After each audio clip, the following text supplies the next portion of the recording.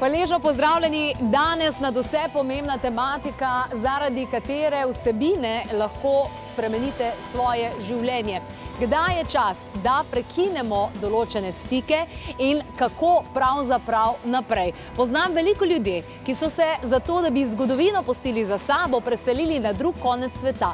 Pa jim je to res pomagalo ali so jim vse te slabe energije zaradi odnosov, ki so jih imeli v domači deželi, državi, sledile tudi na drug konec sveta? Kako prekiniti, kako zares oditi naprej? Anita Rehar danes prihaja v mojo družbo in moram reči, da sem ji nadvse hvaležna tudi za obisk moje celotne družine, ženske strani moje družine, kjer smo pred nekaj časa nazaj zdaj že rešili kar take težke zadeve in Anita Rehar pomaga ljudem tudi na tem področju, ko želijo reči, zdaj pa dost, gremo naprej. Jo že slišim, kar naprej, lepo pozdravljena, dobrodošla. Hvala lepa za obisk iz Mariborja. Hvala lepa. Evo, kar izvoli, pripravila sem ti vodo, čaj, skratka, da bo zate dobro poskrbljeno. Super, hvala. Ker vem, da nas boš oplemenitila z informacijami. Predvsem ljudje, ki želijo iti naprej v življenju, včasih ne morejo iti. Katere so tiste stvari, ki nas največkrat ustavljajo, štopirajo, da bi lahko zaživeli, da bi šli naprej? To so tisti stari vzorci, ki jih najprej nosimo iz primarne družine, potem pa tudi nova družina, ki si jo ustvarimo, temelji na teh starih vzorcih. Se pravi, ponovi se. Ponovi se, zgodba se ponavlja. Na neki ravni je to tudi povezano s karmo. Zaradi tega, ker primarna družina je karmična družina, zmeraj v naših inkarnacijah še to drži. O tem smo že govorili. In na podlagi teh odnosov se tile vzorci lepo obesijo na našo dušo, na našo podzavest. In ko mi odraščamo, se razvijamo, razvija se naš notranji jaz, nam znotraj nas nekaj ne pusti, da bi bili mi. Delujemo v skladu z nasprotji. Ne delujemo z tem, kar bi mi želeli, temveč delamo to, kar želijo drugi. In to je skrajno nezdravo. Zaradi tega je dobro, da se odnosi generalno prečistijo. Eno je karmično čiščenje odnosov, drugo je pa generalno čiščenje teh odnosov tukaj v tem življenju. To je pomembno za vse odnose, ki so se že končali, kot tudi za tiste obstoječe, ki še vedno trajajo. Zdaj, na dogodku, ki smo ga imeli okrog novembra, takrat v Ljubljani, si povedala, da obstaja tudi ena taka stvar, ki se imenuje, jaz temu rečem, da se izmenjajo koščki, duše, drug drugemu. Tako, dušni delci. Dušna izravnava, kako se reče temu? Dušni delci, tako. To je dušna izravnava. To spada tudi v to generalno čiščenje odnosov. Tu spada sem rezanje vezi, izpulijo se vse zamere in pa izmenjava dušnih delcev se stori. To pomeni, da se odnos generalno prečisti. Tisti del energije, ki smo jo mi pustili pri nekom, en del naše duše, se vrne nam prečiščena in to, kar imamo mi od drugih ljudi v sebi, se vrne njim. Tako. Vsak svoje. Zaradi tega, ker če imamo mi tujo energijo prisotno, to je kot da bi na našo dušo bila prilepljena druga energija. To nas dela nervozne, to nismo mi. Zmedene. Tako. In pol počnemo stvari, pa sploh ne vemo, zakaj to počnemo. Enostavno sami sebe ne poznamo. In ko pridemo do neke v življenju, do neke prelomnice, ne najdemo odgovora, kaj je narobe. Potrudili smo se, vse naredili, kot si že omenila. Na drug konec sveta se lahko oseba preseli, pa še kljub temu se miselno in s pekočino v duši spominja, hodi nazaj in to ni to in ne more naprej. In če ne razrešiš teh stvari, te tako in tako najdejo in recimo velikokrat vidim v družini, nekdo govori čez svoje starše, pa čez odnos, ki ga imata njegova starša, a sam ima hkrati isti odnos in potem otroci mogoče rečejo, pa saj si ista kot babi. Se pravi, to je to. To je to, tako, ker dejansko mi sami sebe težje vidimo kot pa druge. Kaj pa recimo bivši partnerji? Jaz sem imela v svojem življenju veliko učiteljev, ki so bili včasih tudi v vlogi mučiteljev. In sem jim hvaležna, sem jim odpustila, a bi potem mogla še z vsakim posebej tudi to izravnavo delcev narediti? Kako vemo, kdaj je to potrebno? Ko tu v duši čutimo ob spominu, da nas nekaj zapeče, da nas nekaj zaskeli, da se nam v želodcu naredi en taki krč. Ko zgrenkovo pomislimo na pretekle odnose, takrat je obvezno prečistiti ta odnos. To pomeni, da je v odnosu še vedno nekaj grenkobe, neki priokus, senca nečesa, ki je moteč faktor za naprej. Ali pa če mogoče vidimo bivšega partnerja, pa da nas Tako, tisti občutki, ja. Ampak zdaj ti izvajaš te tretmaje, ne? Tako. Zdaj, ne vem, to je kar nekaj ljudi potem v našem življenju. Se dela za vsakega posebej? Ja, obvezno. Za vsakega posebej. Tako. Se pravi, ni to nič tak, da bi prišel pa zrihtal z vsemi enkrat, pa je to. Ne, ni možno, ker to je fizično zelo naporno. Kljub temu, da ta seansa traja vsega skupaj 1 uro, je to za fizično in energijsko telo en velik postopek, ker mi gremo na našo podzavestno raven, na našo zavestno, najprej treba ozavestiti, se malo pogovarjati. S tem obujamo stare spomine, ki povzročajo bolečino, seveda. Ta bolečina se začne prebujati in potem se to prečisti. Takoj po čiščenju odnosa je občutek popolnoma drugačen.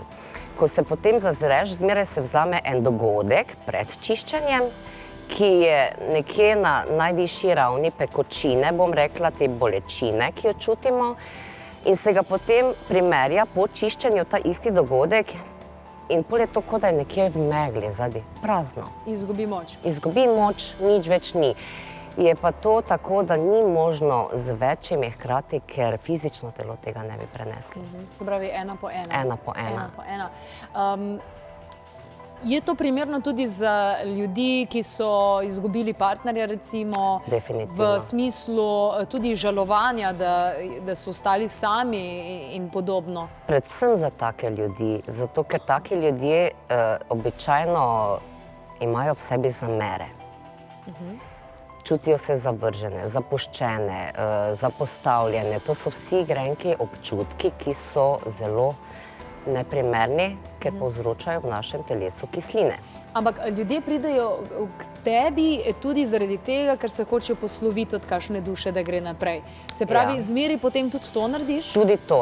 Tudi z pokojnimi dušami je dobro dušne delce izmenjati zaradi tega, ker tudi duša mora dobiti svojo nazaj in dokler nima v celoti vseh svojih koščkov, ne more počivati v miru.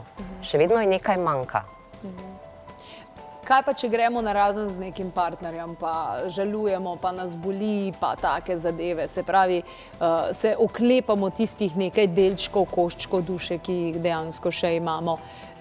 Da prebolimo, je potem to tudi primerno? Tako. Če je že živ ali pa ni več živ drug partner? Vseeno, tako.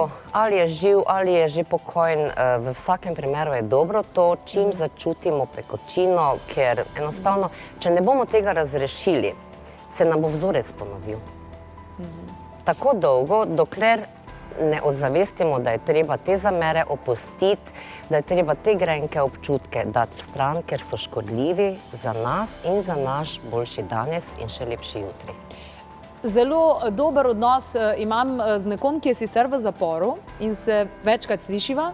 In zdaj, koliko je bil kriv, pa ni bil kriv, ni pomembno, so bili pa določeni ljudje, zaradi katerih je v zaporu tudi pristal. In ko mu govori, to boš mogel odpustiti, zaradi tega, ker pač boš mogel odpustiti, če hočeš iti naprej. In je to zanj nekaj nepredstavljivega, v tem smislu oni si ne zaslužijo, da jim jaz odpustim. In jaz mu skušam dopovedati, pa se ti njim odpustiš zaradi sebe. Je tako? Ja.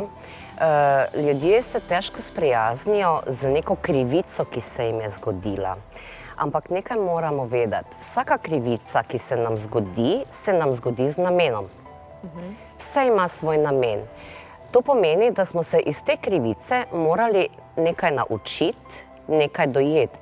Običajno je tako, da so krivice povezane s karmo, kar pomeni, da smo nekoč mi počeli to, storili nekomu na isti način, na podoben način, takšno bolečino, ki smo je sedaj bili deležni mi tukaj.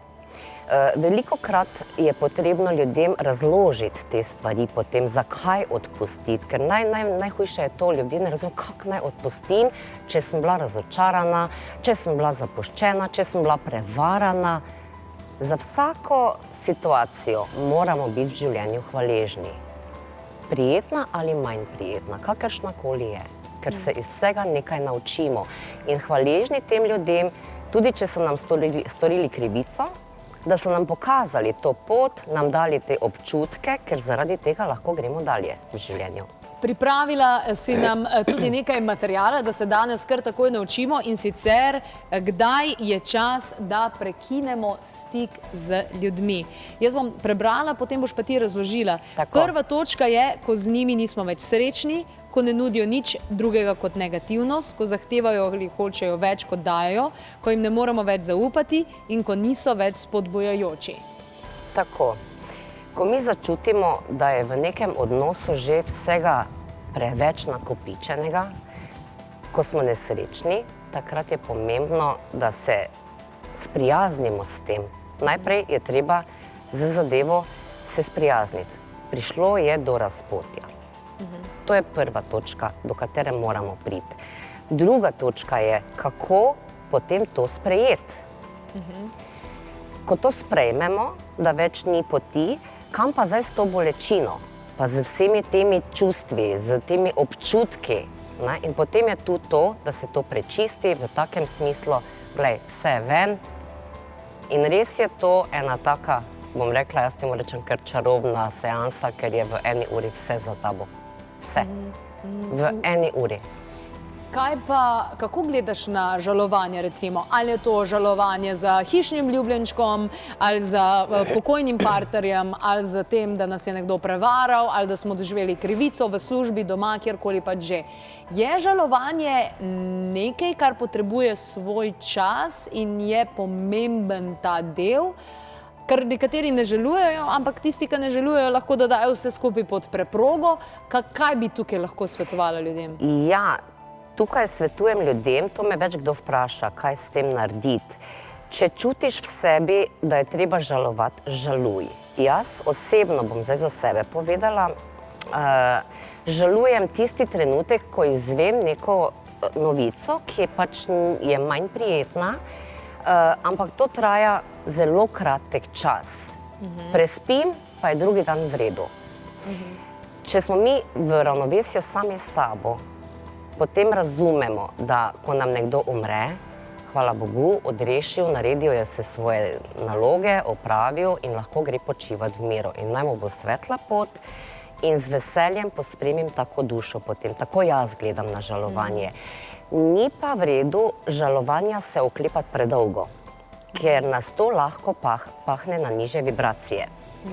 Ker to preide potem v samousmiljenje, to pa vemo, kaj potegne za sabo. Je samousmiljena črnogledost in potem smo v tem temačnem prostoru not in na koncu ne najdemo več izhoda. Ja, se strinjam, tudi jaz se mi zdi, da pač spoštujem ljudi, ki žalujejo, ampak pri meni se to hitro sprocesira. Tako je tudi prav. Tako, se mi zdi, da je to. Ampak dobro, vseeno, napisala si, ko z njimi nismo več srečni, je čas, da prekinemo določene stike. Ampak vendarle v odnosih, ki pa prvič malo zaškripa, pa že kar ne bomo šli stran. Ne, seveda ne. Vedno je potrebno pogovor. Ampak ko je tu bilo že nekoliko pogovorov, pa ko se zadeva že vleče dlje časa, pa se ne spremeni nič po nobenem pogovoru, to pa pomeni, da je treba iti naprej, ker drugemu sta partnerja, če vzamemo zdaj partnersko zvezo ali pa prijatelja, dala vse, kar sta si lahko dala.